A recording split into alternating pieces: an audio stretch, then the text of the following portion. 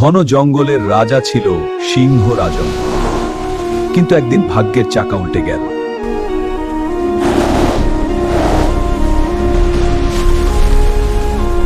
সিংহরাজন আর আগের মতো গর্জন করতে পারত না, শিকার করতে পারত না।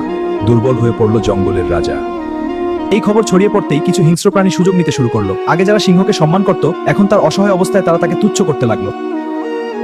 এই তো সেই রাজা, এখন নিজেই দাঁড়াতে পারে না। হায়নারা খাবার লুকিয়ে রাখলো, সিংহকে কিছুই দিল না। এমনকি কিছু পশু তার আশ্রয়স্থল দখল করার চেষ্টা করলো।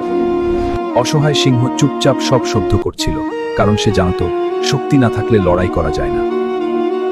আজ সে দুর্বল বলে আমরা যদি তাকে অত্যাচার করি, কাল আমরা বিপদে পড়লে কে আমাদের সাহায্য করবে?